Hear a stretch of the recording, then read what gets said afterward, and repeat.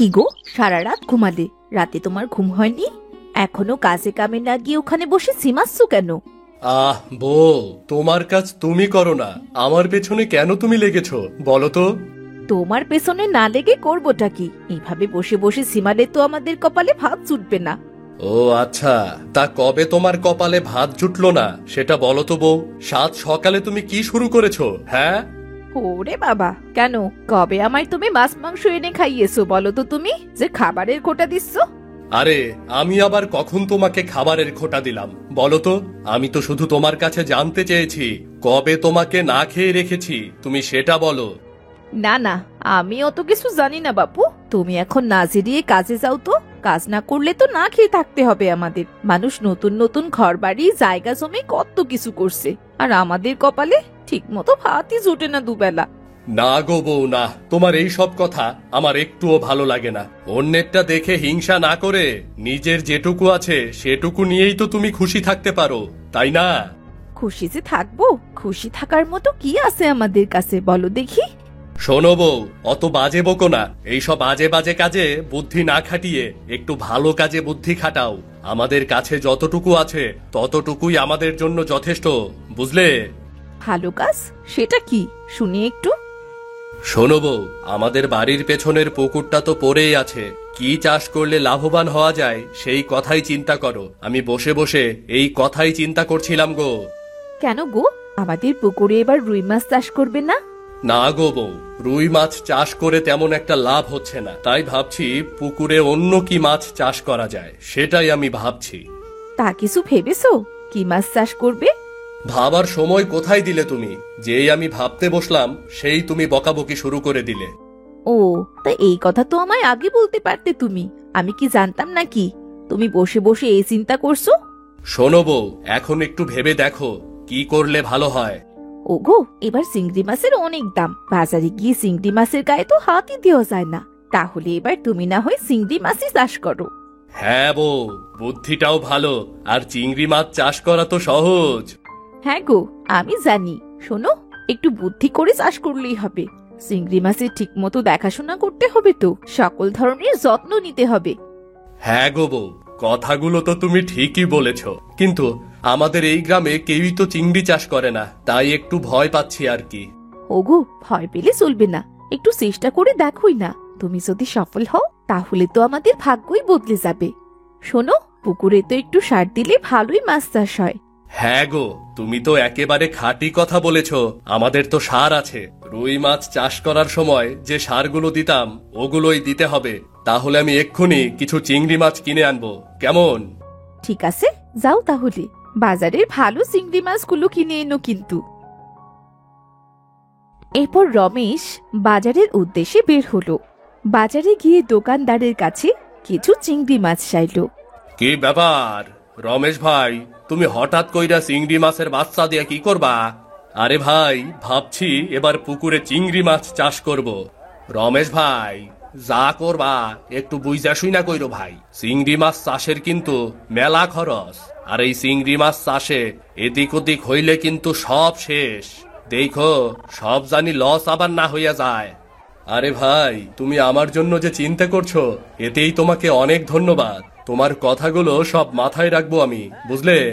আচ্ছা আচ্ছা, এই নাও তোমার চিংড়ি মাছ। ধন্যবাদ দাদা, এই নাও তোমার টাকা। ভালো থেকো তুমি, আমি তাহলে গেলাম। রমেশ বাড়ির দিকে রওনা দিল। হঠাৎ রাস্তায় সোহাগ চাচার সাথে দেখা হলো তার। আরে রমেশ যে, তা কেমন আছো? তোমার সাথে তো বেশ অনেকদিন পরেই দেখা হলো। তা এখন যাচ্ছ কোথায়? এই তো চাচা, ভালো আছি, একটু বাড়ির দিকে যাচ্ছি। তা তোমার হাতে ওটা কি? চাচা, আমার হাতে চিংড়ি মাছ। এবার ভাবছি আমার বাড়ির পেছনের পুকুরটায় চিংড়ি মাছ চাষ করব। আগে যে রুই মাছ চাষ করতাম তাতে কোনো লাভ হয়নি, টাকা উঠতো না। শুনেছি চিংড়ি মাছ চাষে নাকি অনেক লাভ করা যায়। হয়, চাষ করতে পারলে তো লাভই হয়, কিন্তু চিংড়ি মাছ চাষের পেছনে অনেক কষ্ট করতে হয় বাবু। হ্যাঁ চাচা, সেটা তো জানি। দেখি একবার চেষ্টা করে দেখি যদি সফল হতে পারি। হ্যাঁ রমেশ, তুমি যদি একবার সফল হতে পারো তাহলে তুমি এই গ্রামের সেরা চিংড়ি চাষী হইবা। হ্যাঁ চাচা, দোয়া করবেন। আজ তাহলে আমি আসি। এসো বাবা এসো। এরপর রমেশ তার বাড়িতে চলে আসলো। বাড়িতে এসে রমেশ উমাকে ডাকতে লাগলো। বউ, ও বউ, কই তুমি? আরে কোথায় গেলে গো? এই তো আমি মুরগিগুলোকে খেতে দিচ্ছিলাম, এত সকাল সকাল ফিরলে যে? এই দেখো, চিংড়ি মাছ এনেছি। বাহ, চিংড়ি মাছগুলো দেখতে তো খুব সুন্দর। ভালো দাম দিয়ে কিনেছি বুঝলে। ভালো জিনিসের দাম তো একটু বেশিই হবে। আচ্ছা বউ, তুমি এই মাছগুলো উঠিয়ে রাখো, আমি বাড়ির পেছনে পুকুরে গিয়ে পুকুরটা প্রস্তুত করে আসি, কেমন? আচ্ছা যাও। রমেশ বাড়ির পেছনে পুকুরে গিয়ে অনেক সুন্দর করে পুকুরটা পরিষ্কার করে চিংড়ি মাছগুলো দিয়ে দিল। সে চিংড়ি মাছগুলোকে যত্ন করতে লাগলো। দেখতে দেখতে চিংড়ি মাছগুলো বেশ বড় হলো। কিছুদিন পর ও গো বউ, শুনছো? দেখতে দেখতে চিংড়ি মাছগুলো বেশ বড় হয়ে গেছে গো। ওগো, পুকুরের পাশে মাটি দিয়ে উঁচু করে দিতে হয়। হ্যাঁ গো বউ, তা তুমি ভালোই খোঁজ খবর নিয়েছো মনে হচ্ছে। হ্যাঁ গো, একটু একটু নিয়েছি। নতুন চাষ করবে সে, একটু বুদ্ধি না খাটিয়ে চললে যে চাষে মার খেতে হবে, তাই একটু একটু মানুষের কাছে জিজ্ঞাসা করেছি। হ্যাঁ গো, সবাই বলে না, চেষ্টা করলে অসম্ভবকে সম্ভব করা যায়। হ্যাঁ গো বউ, তা যাবে আমার সাথে পুকুরে? আমি পুকুরের পাশে মাটি দেব, তুমি দাঁড়িয়ে থাকবে, কেমন? হ্যাঁ চলো যাই, চিংড়িগুলো একটু দেখে আসি। এরপর রমেশ আর উমা বাড়ির পেছনে পুকুরে গেল। তারা পুকুরের পাশ দিয়ে মাটি উঁচু করে দিল। ওগো, সব কাজই তো হয়ে গেছে, এখন একটু সার দিতে পারলেই হতো। হ্যাঁ। তা তুমি বাড়ি গিয়ে সারগুলো নিয়ে এসো পুকুরে দেওয়ার জন্য।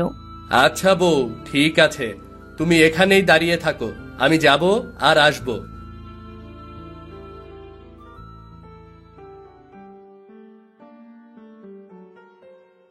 রমেশ বাড়ি থেকে সারগুলো নিয়ে এসে পুকুরে সার দিতে লাগলো। তারা দুজনে চিংড়ি মাছগুলোকে খুব যত্ন করত। পরের দিন বাহ, আমার চিংড়ি মাছগুলো তো দেখতে বেশ সুন্দর হয়েছে। বাহ বাহ। কিরে রমেশ, এত মনোযোগ দিয়ে কি দেখছিস তুই? কি আর দেখবো রে, আমার চিংড়ি মাছগুলোকে দেখছি, বেশ বড় হয়েছে দেখতে দেখতে। এই চিংড়ি মাছ চাষে খুব পরিশ্রম করেছিস রে তুই, আর ওগুলো খুব দ্রুত বড় হয়েছে রে। তা বলতে পারিস, কাল দেখি পুকুরে আরো সার দেব। হ্যাঁ রে, এটা খুব ভালো বুদ্ধি রে, বেশ ভালো কাজে দেবে কিন্তু। রমেশ সাগরের সাথে কথা শেষ করে বাড়ি ফিরে এলো।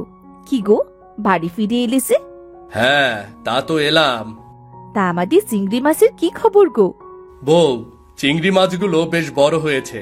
এইভাবে বাড়তে থাকলে কিছুদিনের মধ্যেই চিংড়ি মাছগুলো বাজারে বিক্রি করতে পারবো। হুমা, তাই বুঝি? তুমি সত্যি বলছো? হ্যাঁ গো বউ, হ্যাঁ হ্যাঁ, আমি সত্যিই বলছি। তারপরেও আগে থেকে কিছু বলা যাবে না, কখন না আবার কি হয় সেটা কে জানে। ওগো, ভালো চিন্তা ভাবনা করে দেখো, ভালোই হবে। চলো কটা খেয়ে একটু বিশ্রাম নাও, তুমি সারাদিন অনেক পরিশ্রম করছো। হ্যাঁ গো বউ, চলো, শরীরটা কেমন জানি আর চলছে না। চলো চলো চলো।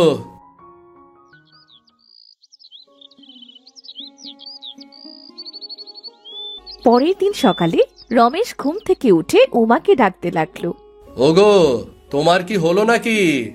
হ্যাঁ গো, আসছি, রান্নার কাজ শেষ করেই আসছি। আমাকে কয়টা ভাত গুছিয়ে দাও, আমি পুকুর পাড়ে গিয়ে খেয়ে নেব। তারপর তুমি সারাদিন টুকটুক করে কাজ করে নিও, কেমন? কেন, পুকুর পাড়ে আবার ভাত দেবো কেন? বাসায় বসে খেয়ে যাও। না গো, এত সকালে খেতে ইচ্ছে করছে না, কিছুক্ষণ কাজ করে তারপর খেয়ে নেব, বুঝলে? আচ্ছা দিচ্ছি, তুমি একটু বসো, আমি খাবার নিয়ে আসছি। আচ্ছা আচ্ছা। এই নাও তোমার খাবার, সময় মতো খেয়ে নিও কিন্তু। আচ্ছা গো বউ, গেলাম তাহলে। এই বলে রমেশ পুকুরের উদ্দেশ্যে রওনা দিল। পুকুর পাড়ে গিয়ে চিংড়ি মাছের অবস্থা দেখে তার তো মাথায় হাত। রমেশের সব চিংড়ি মাছ মরে পড়ে আছে, একটা চিংড়িও ভালো নেই। হায় হায়, এ কি সর্বনাশ হলো আবার! আমার এত সুন্দর চিংড়ি মাছগুলো, এ আবার কি ক্ষতি হলো গো সৃষ্টিকর্তা! এখন আমি কি করব? আবার সব টাকা পয়সা তো আমি চিংড়ি মাছ চাষের পেছনে লাগিয়েছি, এখন আবার কি হবে? ঠিক তখনই পাশ দিয়ে যাচ্ছিল এক বৃদ্ধ। সে রমেশের কান্না দেখে বলতে লাগলো, কি রে বাবা, কি হয়েছে তোর? এমন করে কাঁদছিস কেন? বল আমাকে। কি আর বলবো বলুন, আমার সব শেষ হয়ে গেছে। নিজের কাছে যা পুঁজি ছিল তা সব দিয়ে চিংড়ি মাছ চাষ করছিলাম, কিন্তু আজ এসে দেখি আমার সব চিংড়ি মাছগুলো মারা গেছে। দেখে তো মনে হচ্ছে তোর চিংড়ি মাছগুলো শাকচুন্নিতে খেয়ে ফেলেছে। শাকচুন্নি? শাকচুন্নি কোথা থেকে আসলো? হ্যাঁ রে, এ যে সে শাকচুন্নি নয়, এ হচ্ছে রাক্ষসী শাকচুন্নি, বুঝলি রে? এ ধ্বংস করে দেয়, সবকিছু ধ্বংস করে দেয়। না না বাবা, এমন করে বলবেন না। ধ্বংস হয়ে গেলে তো আমি নিঃস্ব হয়ে যাব। আমার এই চিংড়ি মাছের পেছনে আমি আর আমার বউ কষ্ট করেছি, আমাদের যা পুঁজি ছিল সবকিছু লাগিয়ে দিয়েছে এখানে। বাবা, এর থেকে কি বাঁচার কোনো উপায় নেই? হ্যাঁ রে বাবা, আছে, কিন্তু সে পথ অনেক কঠিন হবে রে বাবা। রাক্ষসের শাকচুন্নিকে আহ্বান করতে হবে। যদি তারা আমাদের আহ্বানে সাড়া দেয়, তারপরেই কিছু হতে পারে। বাবা, বাবা, আপনার কি হলো? হায় হায়, এখন আমি কি করব? এনার আবার কি হলো? রমেশ এই বলে পুকুর থেকে পানি নিয়ে বৃদ্ধ লোকটার মুখে ছেটাতে লাগলো। কিছুক্ষণ পর বৃদ্ধ লোকটার জ্ঞান ফিরে আসলো। এখন কি আপনি ঠিক আছেন বাবা? হ্যাঁ রে বাবা, আমি একদমই ঠিক আছি। তোকে অনেক অনেক ধন্যবাদ, তুই আমার প্রাণ বাঁচালি। বাবা, আপনার কি হয়েছিল যে আপনি উপর হয়ে বেহুশ হয়ে পড়লেন? বাবা, আমি এক সাধু, আমার এই পৃথিবীতে কেউ নেই। গ্রামে গ্রামে ঘুরাই আমার কাজ। ঠিক মতো খাওয়া দাওয়া হয় না আজ কটা দিন ধরে, কিছুই খাই না, তাই হয়তো মাথা ঘুরে পড়ে গিয়েছিলাম। রমেশ এই কথা শুনে রমেশের আনা খাবারগুলো বৃদ্ধ লোকটাকে দিয়ে দিল। আচ্ছা বাবা, আপনি এখানে বসে এই খাবারগুলো খেয়ে নিন। কিন্তু বাবা, এটা তো তোর খাবার, এই খাবারগুলো খেলে তুই কি খাবি? আমি বাড়ি গিয়ে খেয়ে নেব বাবা, আপনি এগুলো খেয়ে নিন তো। ঠিক আছে। বৃদ্ধ লোকটা সবগুলো খাবার খেলো আর বলল, আমার জানটা ঠান্ডা হয়ে গেল। তুমি আমাকে পেট ভরে খাওয়ালে, আমিও তোমাকে সাহায্য করার চেষ্টা করব। কিন্তু কিভাবে বাবা? চলো, আমরা তোমার পুকুরের এক পাশে বসে শাকচুন্নিকে ডাকি, দেখি ওরা আসে নাকি। ঠিক আছে বাবা, তবে তাই চলুন। রমেশ আর বৃদ্ধ লোকটি রমেশের পুকুরের এক পাশে বসলো। বসে বৃদ্ধ তার থলে থেকে একটি প্রদীপ বের করে ওটাকে জ্বালিয়ে রাক্ষসী শাকচুন্নিদের আহ্বান করলো। সেই আহ্বান পৌঁছে গেল রাক্ষসী শাকচুন্নিদের কানে। কে কে রে, এই সাত সকালে আমায় ডাকতে শুরু করলো? সারা রাত কাজ করে মাত্রই তো ঘুমুলাম, আর এখনই সব জ্বালা। আর ভাল লাগছে না, গিয়ে দেখে তো কে ডাকে। ওই দেখো, রাক্ষসী শাকচুন্নি চলে এসেছে। কোনো একটা রাস্তা বের ঠিকই হবে। এই অসময়ে আমায় ডাকছো কেন? কি হয়েছেটা কি? হ্যাঁ, আহা, এত রাগ করছো কেন? যা বলবে তা জলদি জলদি বলো, এত কথা বলার সময় নেই আমার। তোমরা এই পুকুর পাড়ে থাকো, তা এই পুকুর পাড়ের মালিকের এত সর্বনাশ কেন করলে তোমরা বলো? পুকুরে চিংড়ি মাছগুলো খেয়ে ফেলছো কেন তোমরা? আমাদের তো খিদে লাগে, তাই তো আমরা এই পুকুর থেকে চিংড়িগুলো খেয়েছি। তোমরা জানো এই পুকুরে চিংড়িগুলো চাষ করতে কত কষ্ট হয়? তোমরা কি জানো কত টাকা খরচ হয়? সেটা কি তোমাদের ধারণা আছে? এত খালি নিজের চিন্তা করো, পুকুরের মালিকের চিন্তাও একটু করো। তোমরাও তো সব সময় নিজেদের নিয়ে চিন্তা করো, তোমরা তো কখনোই আমাদের নিয়ে চিন্তা করো না। আমরা খাবো কি খাবো না কোথায় থাকবো কোনো চিন্তাই করো না। তাহলে আমরা কেন করব তোমাদের চিন্তা? হ্যাঁ, আমরা কিভাবে তোমাদের চিন্তা করব বলো? আমরা কি খাবো সেটার ব্যবস্থা করে দাও, তাহলে আমরা তোমাদের খাবার আর খাবো না। আচ্ছা, আমি যদি তোমাদের খাবার দেই তাহলে তোমরা কি আমার চিংড়ি মাছগুলো আবার খাবে? খাবে না তো আবার? না না না না না, তোমরা যদি আমাদের সাহায্য করো তাহলে তোমাদের আমরা কেন ক্ষতি করব? না না, শুধু কথা বললেই হবে না, আমাদের কথা দিতে হবে। তোমরা এই পুকুরের আর ক্ষতি করবে না, কেমন? হ্যাঁ, আমি কথা দিলাম, তোমরা যদি আমাদের খাবার দাও তবে আমরা তোমাদের কোনো ক্ষতি করব না, বরং আমরা তোমাদের সাহায্য করব। আমরা আমাদের জাদু দিয়ে তোমার যে মাছগুলোর ক্ষতি হয়েছে, যে মাছগুলো মারা গেছে, ওই সমান মাছ তোমাদের দিয়ে দেব। তোমরা একটা জায়গা দেখিয়ে রাখো, কেমন? আমি প্রতিদিন ওইখানে খাবার দেব। ঠিক আছে, তুমি তোমার কথা রেখো, আমরাও আমাদের কথা রাখবো। এখন তাহলে গেলাম আমি। বাবা, আপনাকে অনেক অনেক ধন্যবাদ, আপনি আমার অনেক বড় উপকার করলেন। বাবা, আমি যাই তাহলে, রাক্ষসী শাকচুন্নির জন্য খাবার আনতে হবে যে। ঠিক আছে, যাও তাহলে, আমি এখন আসি, বেঁচে থাকলে আবার দেখা হবে।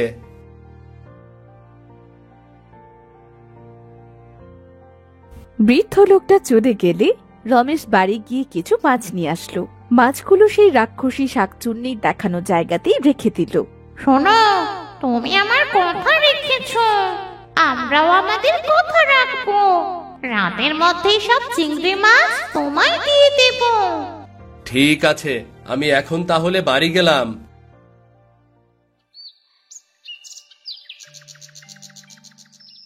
রাতে রাক্ষসী শাকচুন্নিরা চিংড়ি মাছ পুকুরে দিয়ে দিল। পরের দিন বাহ, রাক্ষসী শাকচুন্নিরা কথা রেখেছে। হ্যাঁ, তুমি যদি প্রতিদিন আমাদের খাবার দাও তাহলে আমরা তোমাদের পুকুরের চিংড়ি মাছ খাবো না।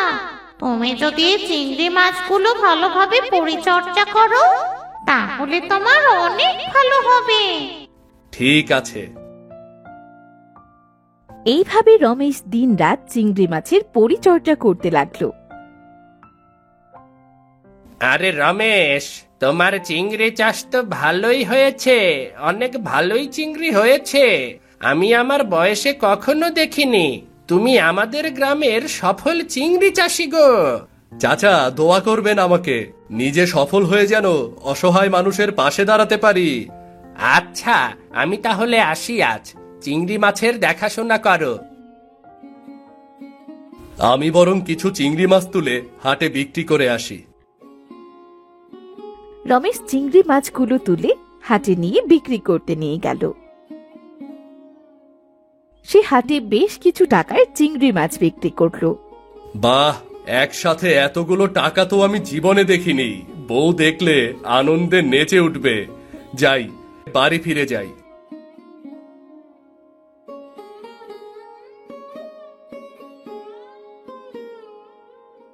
বউ, ও বউ, কোথায় তুমি? এদিকে এসো। কি গো, কি হলো? এই নাও, আজ আমাদের চিংড়ি মাছ চাষের প্রথম চিংড়ি মাছ বিক্রি করলাম, টাকাগুলো রাখো। ওগো, এত টাকা! বাহ! ওগো বউ, সবে তো শুরু, সবে তো শুরু, বুঝলে? রমেশ প্রতিদিন মনে করে রাক্ষসী শাকচুন্নিদের জন্য খাবার দিয়ে আসতো, আর রাক্ষসী শাকচুন্নিরাও চিংড়ি মাছের কোনো ক্ষতি করত না।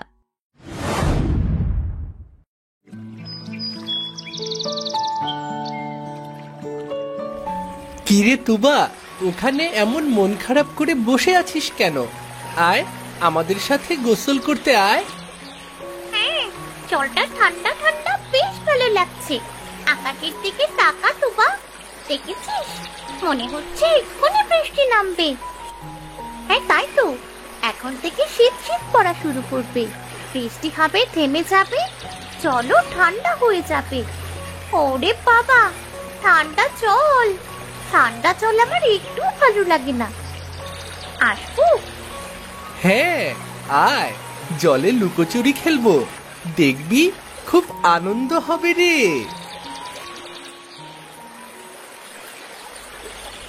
ওরে বাবা রে, তোরা কি মিথ্যে বলিস রে?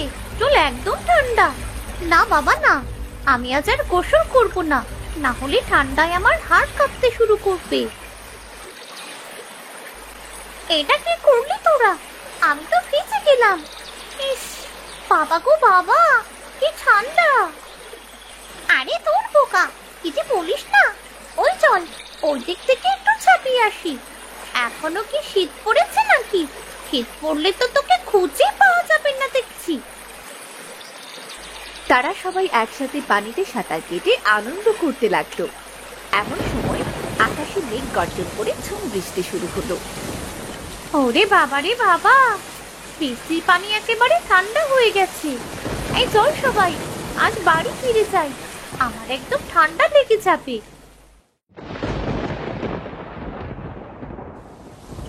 এত জোরে বৃষ্টি নেমেছে, মেয়েটা কোথায় আছে কে জানে। বেশ ঠান্ডাও পড়েছে দেখছি। হ্যাঁ, বৃষ্টির সাথে ঠান্ডা হাওয়া, মেয়েটির তো আবার ঠান্ডার খুব ভয়। কি শীত রে বাবা। আজকালের ছেলে মেয়েরা যে কি দুষ্টু হয়েছে, আমাকে শুধু শুধু ধরে গোসল করিয়ে দিল। আরে আয় পাকা বুড়ি, একা একা কি বকবক করে চলেছিস? সেই সকালে বেরিয়েছিস আর এখন তোর ফেরার সময় হলো। ও কি শীত! আর বলো না মা, গিয়েছিলাম রাতুল, তুলি, ঋতু এদের সাথে খেলতে, কিন্তু ওরা আমায় জোর করে জলে ভিজিয়ে দিল। দেখো দিনি, আমার শীত কাতুরে মাটাকে সবাই ধরে গোসল করিয়ে দিল। তাড়াতাড়ি ঘরে এসে কাপড়টা পাল্টে নে, তাড়াতাড়ি ঘরে আয়। ও কি শীত! ও মা গো, মা আমাকে কাঁথা দাও মা, এই শীতে আমার হাড় কেটে যাচ্ছে মা। শীত তো পড়েনি এখনো, তাই তোর হাড় কাঁপা শুরু হয়ে গেছে? তা শীত পড়লে তো তোকে খুঁজেই পাওয়া যাবে না। শীত পড়লে তো আমি কম্বলের নিচ থেকে বেরই হব না মা। নে, এবার চুপটি করে বস দেখি, আমি তোকে খাইয়ে দিচ্ছি, তুই চুপচাপ খেয়ে নে।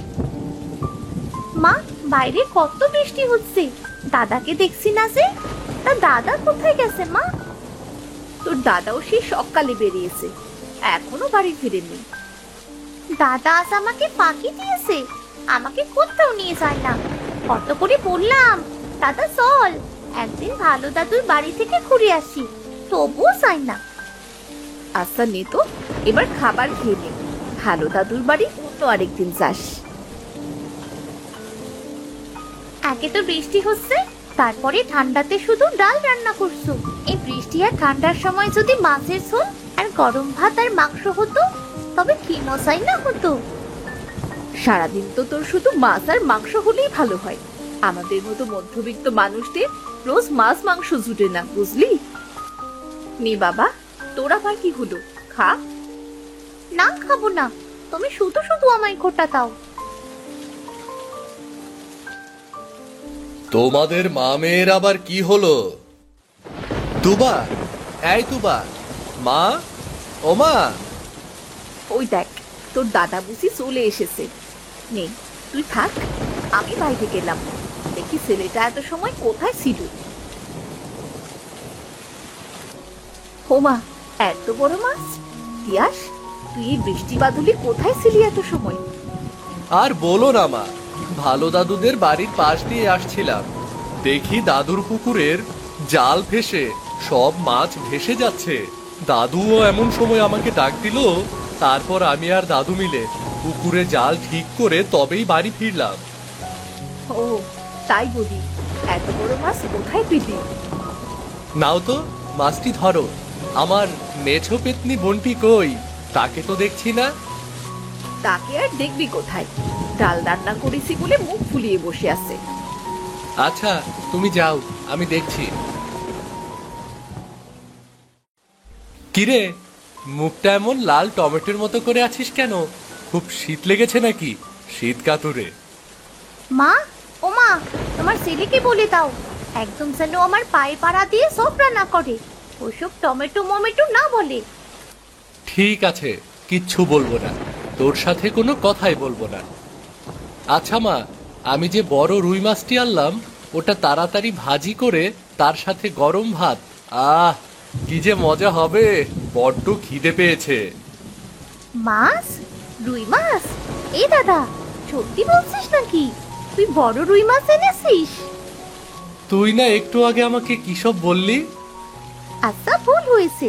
তুই আমার ভালো দাদা, তোকে কিছু বলতে পারি? তা মাছটা কোথায় রে দাদা? এবার তো মুখটা রসগোল্লার মতো দেখা যাচ্ছে। সব সময় মুখ প্যাঁচার মতো না করে এভাবে থাকতে পারিস না? ও মা, দেখেছো দাদা কি সব বলছে? আচ্ছা থাম তো তোরা এবার। তোরা দুটোতে এক জায়গায় হলেই মনে হয় বাড়িতে আর ঝড়ো বাতাসের দরকার নেই। তোরাই এক একটা ঝড়। যা, রান্নাঘরে মাছটি রাখা আছে, দেখে আয় গিয়ে। এখন আর ঝগড়া না করে আমি মাছটি দেখে আসি গে।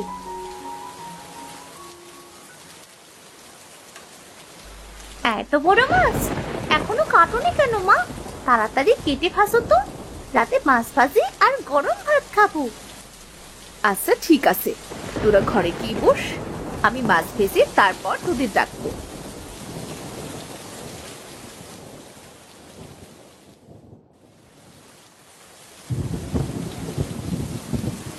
কিরে, অমন চোরের মতো আসছিস কেন? তা আসবো না, মাছ ভাজির গন্ধ পেয়ে তো ঘরে আর বসে থাকতেই পারলাম না। বুঝেছি। নে, 2 পিস মাছ খেয়ে দেখ তো লবণ ভাজি ঠিক আছে কিনা। বাবা বাবা, আমার ভালো মা, দুটো পিস। খুব ভালো হয়েছে মা, একদম সব ঠিকঠাক আছে। কিরে, বিড়ালের মতো এমন চুপি চুপি বসে মাছ খাওয়া হচ্ছে নাকি? মা দেখেছো, বাবাও আমাকে বিড়াল বলছে। বিড়াল বলবে না তো কি বলবে? এত কষ্ট করে মাছ ধরে আনলাম আমি, আর মজা করে বসে বসে খাচ্ছিস তুই। খাচ্ছি, বেশ করেছি, তোর ভাগেরটাও আমি খাবো। খাস মেছো পেতনি, সব তুই খাস, তারপর আমরা খাবো। আমার রান্না বান্না তো শেষ, এবার সবাই একসাথে বসু দেখি। মা, আমাকে কিন্তু সব থেকে বেশি মাছ দেবে। খা, তুই পেট ভরে খা, অনেকগুলো মাছের পিস হয়েছে, তুই যেমন পারিস তেমনি খা। খা খা, এখন গরম গরম ভাত আর মাছ ভাজি দিয়ে খেয়ে, পাতলা দিনে এমনিতে আবহাওয়া ঠান্ডা ঠান্ডা, খাওয়া দাওয়া করে একটা ঘুম দে, বুঝলি? বেশ শীত পড়েছে কিন্তু মা, আমার কিন্তু কাঁথা দুটো বেশি দিবে, না হলে আমার ঘুমই আসে না। শীত কাতুরে পেতনি, তোর সবকিছুই খালি বেশি চাই, তাই না? তাই তো, দরকার হলে তোরটাও নেব। দেখেছো দেখেছো মা, কেমন পেতনিদের মতো আবার ভেঙচি কাটে। তোদের খাওয়া দাওয়া শেষ, এবার যা, তোরা যে যার মতো ঘুমিয়ে পড়, আর দুটো মিলে খুনসুটি করিস না। পরদিন সকালে ঠান্ডা হাওয়া, সাথে টিপ টিপ বৃষ্টি। কৈলাস ছাতাটা নিয়ে বাইরে বেরোচ্ছিল। কি গো, সকাল সকাল বাদলা আর এই ঠান্ডার ভেতর কোথায় বের হলে? বাড়ি বসে আর কি করব, একটু হাট থেকে ঘুরে আসি, ঠান্ডার ভেতর একটু কষা মাংস আর রুটি খেতে মন চাইছে। তাহলে মেয়েটা ঘুম থেকে ওঠার আগেই নিয়ে এসো, ঘুম থেকে উঠে দেখলে ও খুব খুশি হবে।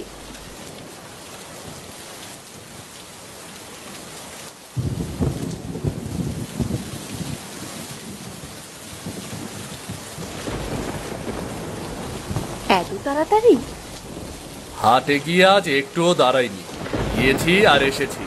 গিন্নি, যাও যাও তো, সকাল সকাল রান্নাটা বসিয়ে ফেলো। মনে হচ্ছে কোথাও মাংস রান্না হচ্ছে। এই তো মনে হচ্ছে আমাদের বাড়িতেই রান্না হচ্ছে। একদম ছুচার নাক, ঠিক সময় ঠিক গন্ধটাই নাকে যায়। তা যাবে না, তোর মতো কি নাকি আমার আটা থাকে নাকি যে নাকি কিছু পৌঁছবে না? এই দাদা, সত্যি কি আমাদের বাড়িতে আজ মাংস রান্না হচ্ছে? হ্যাঁ রে, হ্যাঁ, আজ সকালে রুটি আর সাথে মুরগির কষা মাংস। ভালো দাদু আসবে একটু পরে। ইস, কি আনন্দ, কি আনন্দ! আজ আমি পেট ভরে মাংস খাবো। তোর না শীত করছে? এখনো ঘুমিয়ে থাক যা। শীত কম লাগলে পরে উঠিস। আমরা আগে মাংসটা খেয়ে নেই। না না, আমার একটুও শীত লাগছে না রে দাদা। আমি এক্ষুনি হাত মুখ ধুয়ে আসছি। তুবা, দাদু ভাই, কই গেলি তোরা? ভেতরে এসো দাদু, সবাই তোমার জন্য অপেক্ষা করছে। ওমা, এই হাঁড়িতে আবার কি ভালো দাদু? এই হাঁড়িতে মিষ্টি। তুই তো মিষ্টি খেতে খুব ভালোবাসিস, তাই তোর জন্য নিয়ে এলাম। ইস, মেঘলা দিনে ঠান্ডা হওয়ার সাথে রুটি, মাংস আর গরম গরম মিষ্টি, কি যে মজা আজ আমার। সারা দিন শুধু খাই খাই। নে, আগে খাবারটা শেষ কর। ওমা, মা তুমি খাবে না? এমন একটা দিনে ভালো ভালো খাবার, তোমরাও খাও আমার সাথে।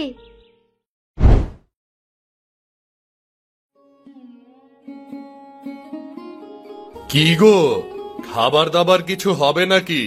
কত সময় ধরে বসে আছি। নাও দেখি, খেয়ে আমায় উদ্ধার করো। এ কি, শুধু কাঁচা লঙ্কা আর পেঁয়াজ? এটাও যে তোমার সামনে দিয়েছি, তাই তোমার বড় কপাল। কাজের কোনো মুরদ নেই, খালি বসে বসে গেলা। প্রতিদিন তোমার এই খোটা খেয়ে খেয়ে আমার পেটটা অর্ধেক ভরে যায়। কাল যদি চাল না আনো, তবে এই অর্ধেক খোটার সাথে আর একটু খোটা শুনে পেট ভরিও। যত সব, কাজের কোনো মুরদ নেই, রোজ রোজ অশান্তি। ঠোর, বাপের বাড়ি যাবার সময় হয়ে এলো মনে হয়। ধুর, এই খোটা শুনে শুনে খাবার খেতে একদম ইচ্ছে করে না। একদমই ইচ্ছে করে না আমার। কাজের সন্ধান তো রোজ করি, তা না পেলে আমার কি দোষ?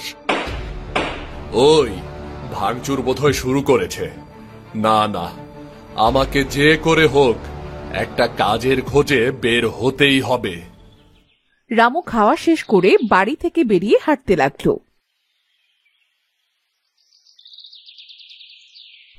একটু থেমে থেমে তেঁতুল খেলে গায়ে মনে হয় শক্তি পাই। আহ, কি শান্তি! তেঁতুলটা খেতে বেশ স্বাদ। আরে ধুর, কিচ্ছু ভালো লাগে না। কাজের খোঁজে কি ঘুরলাম কম? কেউ একটা কাজ দিল না। মনে হচ্ছে বউয়ের ওই খোটা শুনেই পেট ভরতে হবে। এই যে খোকা, কি এমন করে একা একা কি বকবক করছিস শুনি? আর বলো না বুড়িমা। আয়, আমার কাছে সরে আয়, বস এখানে, তারপরে সব কথা শুনছি। বসার কি আর সময় আছে গো বুড়িমা? বুঝলে বুড়িমা, এবারের বন্যার সব ফসল তো নষ্ট হয়ে গেছে। সংসারে বেশ অভাব, তাই নিয়ে বউ আমাকে উঠতে বসতে খোটা দেয়। নে, তেঁতুল খা, দেখবি মনে একটু জোর পাবি, দুঃখ কিছুটা হলে কমবে। না না বুড়িমা, ওই সব টক ফক আমি খাই না। তেঁতুল খেলে কি আর মনের জোর বাড়ে নাকি বলো? সে তো জানি না রে বাবু, তবে আমি মনেও জোর পাই, আবার গায়েও শক্তি পাই। তাই নাকি? তাহলে দাও তো, একটু খেয়েই দেখি।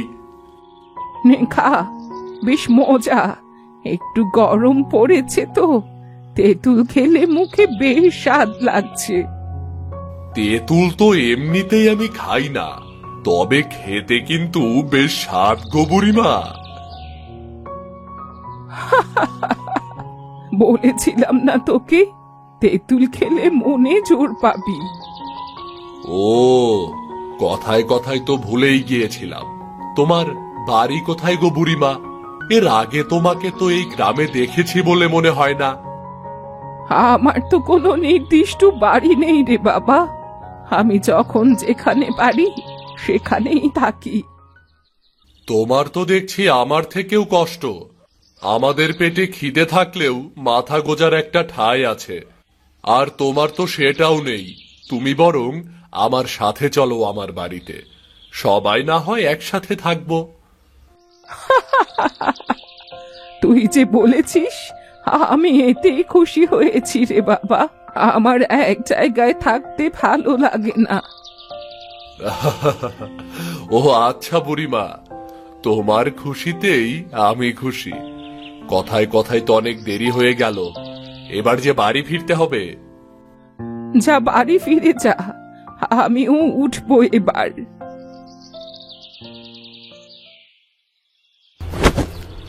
বাবা রে বাবা, কি পড়া পড়লাম রে, মাজাটা একেবারে ভেঙে গেল। বলি কপালের চোখ কি মাথায় নিয়ে হাঁটু নাকি? এমন ধপ্পাস করে পড়ে গেলে? কোনো একটা কাজের মুরত নেই, হঠাৎ হাঁটার মুরতটাও হারালি নাকি? ধুর, উঠানের মাঝে যদি এমন ইট পাটকে এভাবে রাখো তবে পড়বো না তো আর কি করব বলো? তো চাল কোথায়? চাল ডাল কিছুই দেখছি না যে। অনেক ঘুরেছি গো বউ, অনেক ঘুরেছি, কিন্তু একটা কাজের খোঁজ মেলাতে পারিনি, তাই তো চলে এলাম। সে তো আমার বেশ জানা আছে তোমার মুরত। আজ শুধু এই শাক খুঁটে দেব, তাই গিলবে। পরের দিন সকালে সেই তেঁতুল গাছের বীজ থেকে আস্তে আস্তে একটা চারা বেরিয়ে বেশ বড় হলো। এখানে বেশ সুন্দর একটি তেঁতুলের চারা বেরিয়েছে দেখছি। এটা আবার কখন বের হলো? যাই হোক, তেঁতুলের চারাটির চারদিকে একটু জল দিয়ে দিই। লতা চারা গাছটির গোড়ায় নিয়ম করে জল দিতে লাগলো।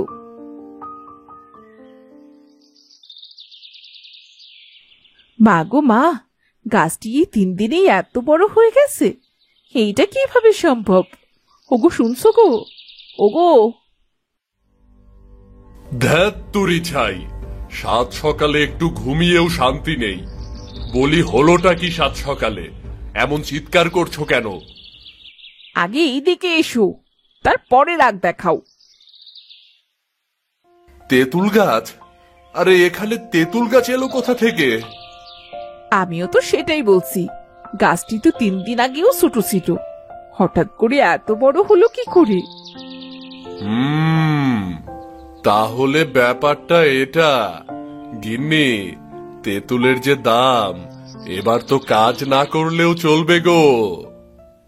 হো মোরজালা, পোড়া মুখ মিনসের কথা শোনো দেখি। শুধু কাজ না করায় ঠান্ডা। বলি বাড়িতে কোনো দরকারই নেই, কোটার ভেতরে কটা ডাল পড়ে আছে, গাছে 2টো কাঁচা তেঁতুল, সেগুলোই পেরে দাও দেখি। তেঁতুল দিয়ে ডাল খুঁটে দেব। টক ডাল? বেশ মজবে দুপুরে তাহলে। টক ডাল আমার খুব ভালো লাগে গো। বেশ ডাসা ডাসা তেঁতুল। হিস, আমার যে কি খুশি লাগছে। এত বড় তেঁতুল গাছ হঠাৎ করে বাড়ির উঠোনে, কি সাংঘাতিক ব্যাপার। নাও গিন্নি, ধরো তোমার তেঁতুল। কত তেঁতুল! নতুন গাছের প্রথম তেঁতুল দিয়ে আজ টক ডাল রান্না করবো গো। কি যে খুশি লাগছে। কই গো, কই হারালে? বলি খেতে আসবে নাকি? দুপুর গড়িয়ে যে বিকেল হতে লাগলো। এই তো চলে এসেছি, দাও তো দেখি, এবার 4টে টক ডাল দিয়ে খেতে দাও। ওরে বাবা রে বাবা, উফ কি ঝাল রে বাবা। ইস, মুখটা একবারে জ্বলে গেল রে বাবা। কি কি কি কি হলো? কি হলো তোমার? রান্না করলাম টক, আর তুমি বলছো কিনা ঝাল।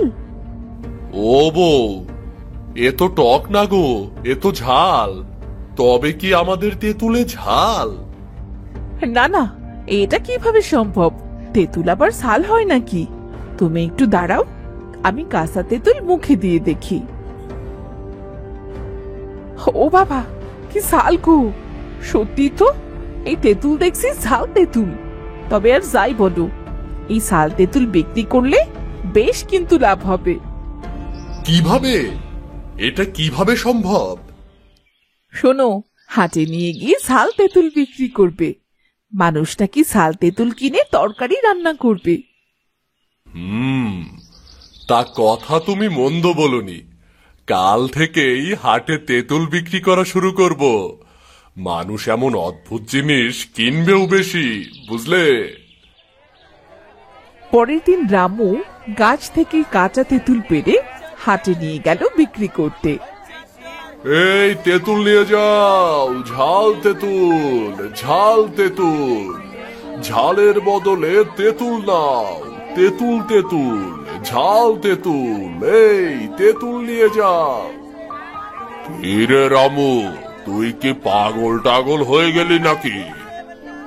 কেন দাদা, আমি পাগল হব কেন? আমার মাথা ঠিকই আছে। তেঁতুল আবার ঝাল হয় নাকি? তুই এই কাঁচা তেঁতুল পেরে এনে ঝাল তেঁতুল বলছিস কেন রে? আরে দাদা, মুখে দিয়ে দেখো। এটা দেখতে তেঁতুল হলেও প্রকৃতপক্ষে ঝাল। এটা তরকারি আর ঝাল দিয়ে রান্না করতে হবে না, তেঁতুল দিয়ে রান্না করলেই হবে গো। দামও একেবারে সস্তা, মাত্র 20 টাকা কেজি। 20 টাকা কেজি? দেখি দেখি, এক টুকরো মুখে দিয়ে দেখি আগে। বাবা গো বাবা, কি ঝাল! কি অদ্ভুত তেঁতুল এটা! কই কই, দেখি দেখি, আমি একটু পরখ করে দেখি তো। ওহ, সত্যি এটা অনেক ঝাল রে। রামু, আমাকে 3 কেজি ঝাল তেঁতুল দে। ওরে বাবারে, ঝাল, প্রচুর ঝাল। রামুদা, আমাকেও 2 কেজি ঝাল তেঁতুল দাও। বউ আমার ঝাল তেঁতুলের চাষ করেছে। দেখতে দেখতে রামুর সব তেঁতুল বিক্রি হয়ে গেল। সারা হাটে রামুর ঝাল তেঁতুলের দামে হইচই পড়ে গেল। সে রোজ তেঁতুল আনার সাথে সাথেই বিক্রি হয়ে যেত। অনেকে তো ঝাল তেঁতুল কিনতে না এসে দেখতেও আসতো। ওপরওয়ালা দিলে আর ঠকাই কে? সৃষ্টিকর্তা অনেক দিয়েছে গো বউ। রোজ কত টাকার তেঁতুল বিক্রি করি। যাই হোক, অবশেষে সংসারটা তো ঠিকঠাক ভাবে চলছে। হ্যাঁ, তোমার আলসেমিটা যদিও একটু ঘুষেছে, তেঁতুল গাছটি না হলে নির্ঘাত তোমার সাথে থেকে আমার না খেয়ে মরতে হতো।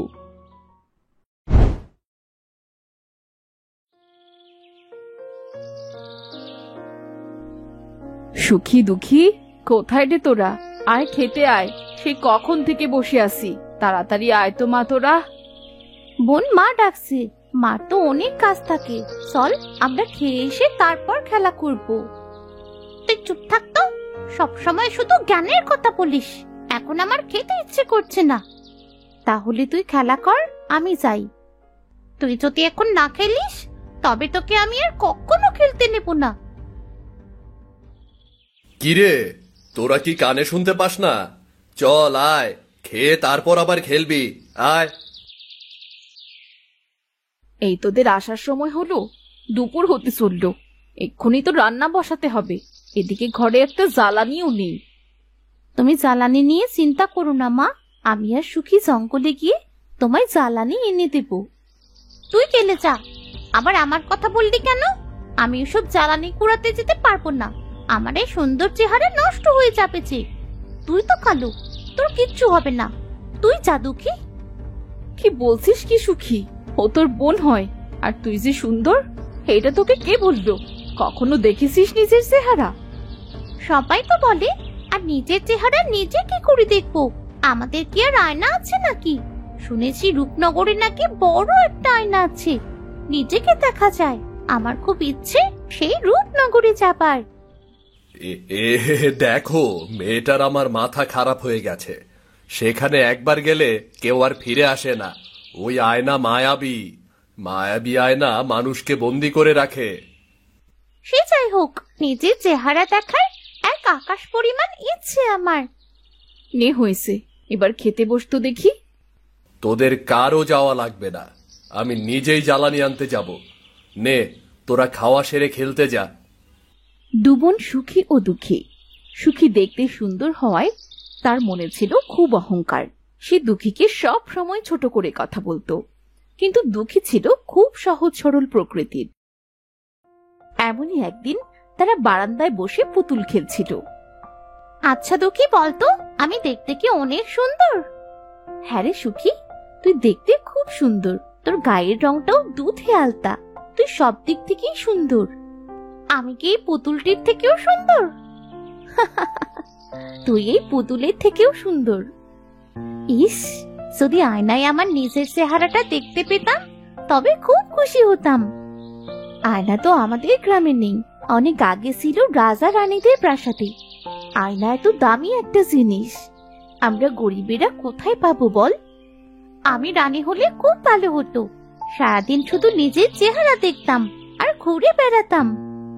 নে হয়েছে, চল এবার দুবোন মিলে কিছু কাজ করি। মা তো খুব অসুস্থ। তুই কাজ কর কে? আমি রোদের ভেতর কাজ করতে পারবো না, আমি কালো হয়ে যাবো যে। এসব কাজ তোকেই মানায় বোন, তুই কষ্ট পাস না। সৃষ্টিকর্তা, তুমি সুখীকে সারা জীবন এভাবে সুখে রেখো, কিন্তু ওর মনটা পরিষ্কার করে দিও। দুঃখী সংসারের সব কাজ গুছিয়ে তার মায়ের কাছে গেল। ইস, গাটা যে জোরে একদম পুড়ে যাচ্ছে। মা, নাও ওষুধটা খেয়ে নাও। সুখী কই রে দুঃখী? পাশের বাড়িতে খেলতে গেছে মনে হয়। তোমার কি আর কিছু লাগবে মা? আমাকে বলো, আমি দিচ্ছি তোমাকে। না রে মা, আমার আর কিচ্ছু লাগবে না।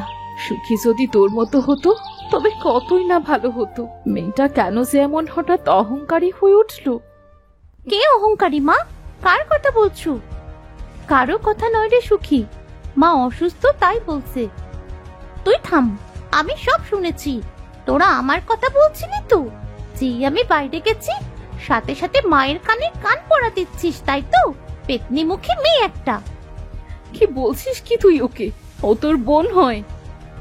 বন্যা ছাই, যে চেহারা! মানুষের সামনে ওকে পরিচয় দিতেও আমার লজ্জা হয়। মা দুঃখী, তুই ওর কথায় কিছু মনে করিস না মা। জানিস তো ও একটু বেশি জেদি। না মা, আমি দুঃখীর কথা কিছু মনে করিনি। ঘরে তো আজ একটু জ্বালানিও নেই মা।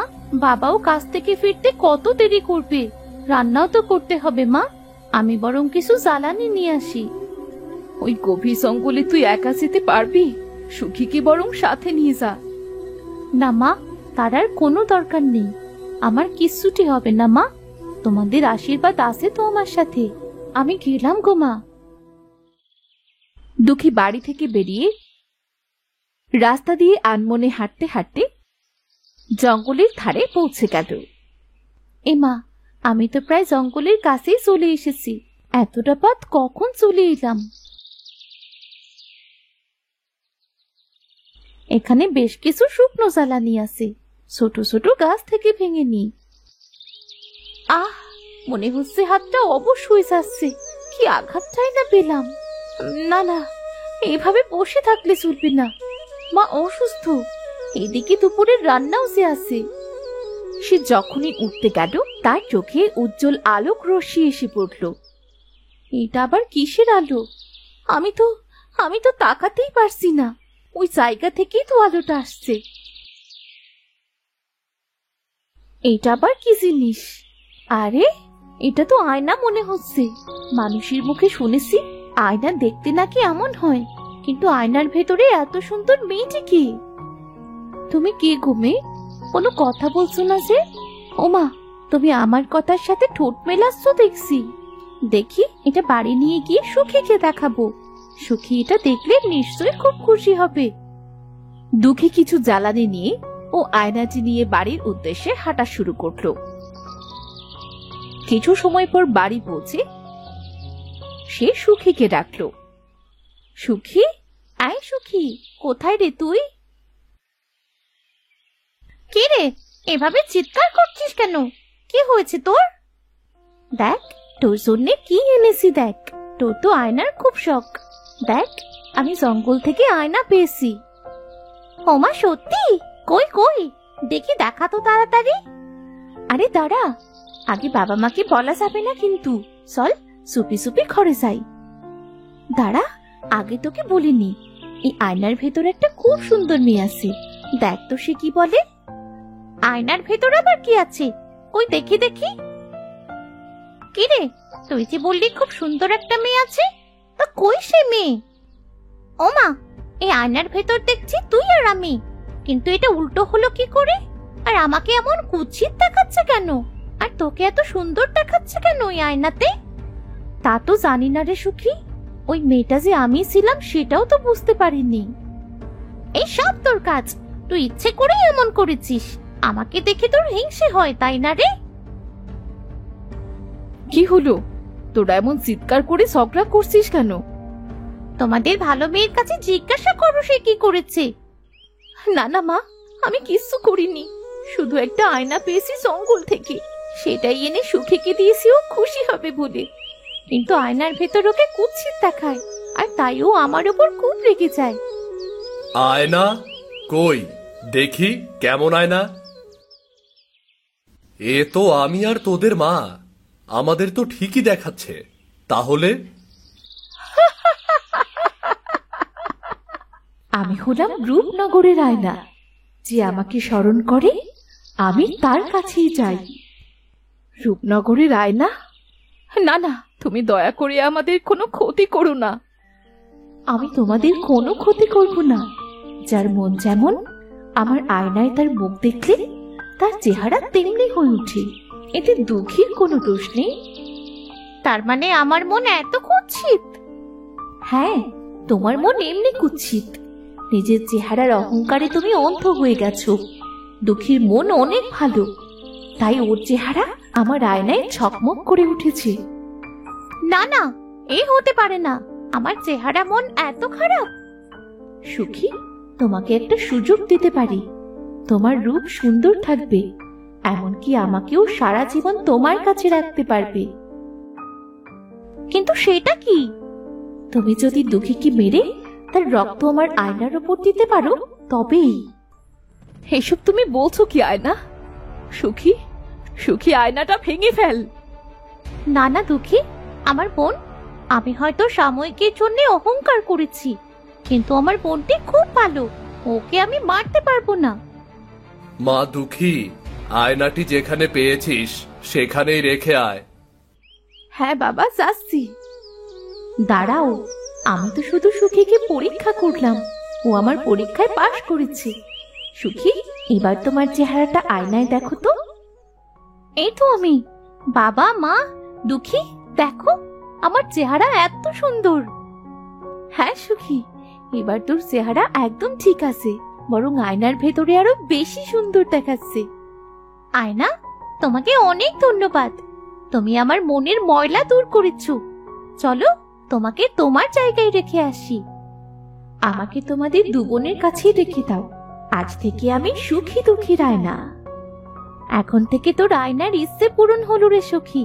আমরা গ্রামের সবাইকে বলবো আমাদের বাড়ি একটা আয়না আছে, সবাই তাদের চেহারা দেখতে পাবে।